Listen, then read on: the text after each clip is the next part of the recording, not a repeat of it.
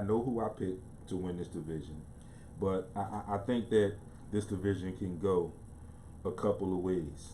Uh, and it's really going to be crazy when you hear what I have to say about this division, because there are some things that I have to say about the team that I expect to win this division, and there are some things that I have to say about a couple other teams in the division. So I'm going to start out with the Vikings in this division, and this I'll give my order at the end of my analysis. Now I don't think that the Vikings are really that team. That showed way back when the Eagles went to the Super Bowl. If you remember, the Vikings came in here, Philadelphia, got the ball first, stormed down the field like it was nothing, scored, but have you know it, they woke up a sleeping giant. They woke up the underdog, and they did not reach the end zone again after that. But that's neither here nor there. So I am not sold on Minnesota. They talked about that defense. They're not the Eagles' defense. The Eagles' defense is usually, we're going to bend. We're going to bend a lot, but we're not going to fold. Okay? I don't know if you can say that for the Minnesota's defense, because I've seen them fold. Uh, I am not, still not sold on Kirk Cousins, and they gave him a crap load of money to presumably or allegedly, as they thought, get them over the top. And we all know what happened. That didn't happen. They didn't get over the top. So you paid all this money. You allegedly you had some talent around you. You did have some talent. I'm not gonna say allegedly. Did have some talent. So I don't know what their situation is. I don't know if it's the coaching or whatever. But if I'm giving my opinion, which I am right now, solely mine, I think it was Kirk Cousins. I think too much was placed on Kirk Cousins coming in and being that, as they like to say, that franchise quarterback to get you over the hump. And I'm sure this conversation will come up again, excuse me, when we get to our NFC East talk, when we talk about the quarterbacks in that division. And Kirk Cousins used to be in that division, so there will probably be some correlation, some relation in that conversation when we get to the NFC East, in reference to the quarterbacks in that division. But again, the Vikings don't scare me. They don't concern me. Like I said, we know who they are. We've seen it the last two seasons, who they are. Uh, Great regular seasons, playoffs come around, and they just can't get it done. So you know that's where I am with the Vikings. I'm going to move on to the Detroit Lions, where I kind of feel the same way. And it's like I said in the beginning, there's going to be some things that I say that may seem odd to you when I say them, but I like I like Matt Stafford. I think Matt Stafford is a legit solid quarterback in the NFL right now. Just can't get through the playoffs. And again, I don't know if that's coaching, if the talent that he's lost around him that's being replaced is not good enough or whatever. But again, another quarterback who just can't seem to get it done in the playoffs. I don't know what it is about. And again, like I said, it's going to sound strange, but I like Matt Stafford as a quarterback in the NFL more so than I like Kirk Cousins as a quarterback in the NFL. And I personally think that Matt Stafford is a better quarterback than Kirk Cousins. But I don't know if the Lions need to do something on the defensive end or what. Or you could also maybe even say they struggled a little bit with first year coach Matt Patricia. So there are things that can be said in their defense. There's things that can be said to go against them as well. But I'm not sure what they need, what else they need to do to get over the hump. But it just seems like they just cannot get over the hump. They always find a way, not always, but they often find a way to get into the playoffs, but then they can't get through the playoffs. So I don't know. It could be the fact that Matthew Stafford, and although I like him, he could just be a regular season quarterback. You know, things like that happen. It happens. So I'm not sure what's going to go on with Detroit in that division, in this division. But I think this division is going to be tough. It's not going to be like I looked at the AFC North and I looked at those teams and tried to go through and envision what they did last season. And at that point, I had a clear cut favorite for that division. I picked one for the NFC North based on what I saw, what I felt about each team, but it wasn't clear. It wasn't as clear cut as the AFC North's pick for me was. Okay, so I'm going to move on to the Green Bay Packers. Now, Green Bay Packers will have a returning starting quarterback, Super Bowl winning quarterback. Aaron Rodgers will be returning from injury. They also made a change in coaching staff. So the thing with the Packers for me is, how does this come together? The return of Aaron Rodgers with the new coach. How much wiggle room, or as we like to say, gray area, will be allotted for Mr. Aaron Rodgers? Will he be able to adjust on the fly at his discretion, or will he be warranted to stick with the playbook and stick with the playbook audibles and not adjust on the fly?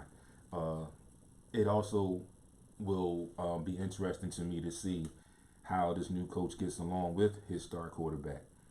Apparently, late in the season, there were some issues with Aaron Rodgers and Mike McCarthy, which ultimately led to the removal or the dismissal of Mike McCarthy.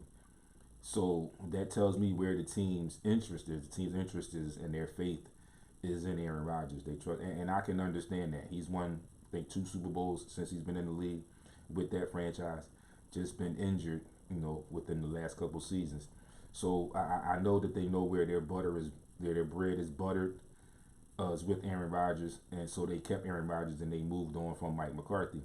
So hopefully they brought in a coach that can coexist with Aaron Rodgers. There won't be another rift created between coach and quarterback, and they can get back to the top of the division, get back into the upper echelon teams in the NFL, which they were at one point before this alleged rift came up, or this dissension came up between quarterback and coach, former coach, and with all the injuries and them not having a backup who could sustain what was already in place. So it's like Brett Hundley just didn't cut it. They had some things going, he just didn't cut it. It was like a big drop off from Aaron Rodgers to Brett Hundley when he had to play. Now, move on to the Bears. The Bears, who ultimately made a move with the Raiders and signed arguably the best defensive player in the NFL, the best linebacker in the NFL, and one Khalil Mack. And you saw how it turned that team around. Ultimately, they lost to the Eagles in the playoffs. And I think that is because of they were playing with a rookie quarterback. And, I think the defense got worn out from being on the field as much as they were. And, the Eagles' offense at that time, by the time they got to the playoffs to play the Browns, had hit a stride, that nobody thought that they would hit. And it was like almost resemblant to the Super Bowl season. I said almost. Okay, so don't get confused. I said almost. But it was still a stride that they rode for as long as they could. And it just so happens that in their path at one point, Chicago Bears were in the way, and they went through the Chicago Bears and got the win there in Chicago. But I think that the simple fact that the Chicago Bears were playing with a rookie quarterback, slightly overrated, I think, is what ultimately got them out of the playoffs. Again, Khalil Mack was a huge, huge pickup for them, and it showed throughout the regular season how they played, how he injected some energy into that team that they didn't have before he got there, and it turned their season around, like I said, until they got to the playoffs. And the thing about the playoffs, again, for people, like I said, it just happened to be the Eagles that they played, and it just happened to be that the Eagles were on that ride, on that stride, in that rhythm, and it was just, I guess, overwhelming for Chicago being inexperienced on the playoff end, and the Eagles being experienced and catching that wave and riding that wave, catching that wave when they did and riding it until they couldn't ride it anymore. So ultimately, I believe that this division will end up in this order: the Bears, the Lions, the Packers, and the Vikings. And some people will probably say, with Aaron Rodgers coming back, you could arguably say that the Packers would be number 2. I'm not going to give it to them just yet, because the Lions have a staff in place that has been there with their players, and I think that will get them to the second place. I think Mitchell Trubisky will be better. I think he will start to catch up to the speed and pace of the NFL game. And then again, they have Khalil Mack on defense, so that's going to help immensely. I think, like I said, I just goes by how things work out, how they mesh, coach and quarterback in Green Bay. And again, just not sold, and he's been proving me correct for a few years now, on Kirk Cousins. Not sold on that hype of Minnesota and their defense. So there you have it, your AFC North, your NFC North preview just completed. Again, my NFC North division: Bears, Lions, Packers, Vikings. Your AFC, just to recap, I'm going Browns, Ravens, Steelers, Bengals. Folks, that is your AFC, NFC, North Division preview for the upcoming season. It is now noontime, 12 p.m. Get away from me for a minute. Get your lunch. Get back to your desk. Get back to your computer. Get back to your iPod. Get back to your phone. Take a minute. Get yourself a snack. Get something to eat. Load up. Coming up on this second hour is your weekend recap. This is something that you do not want to miss.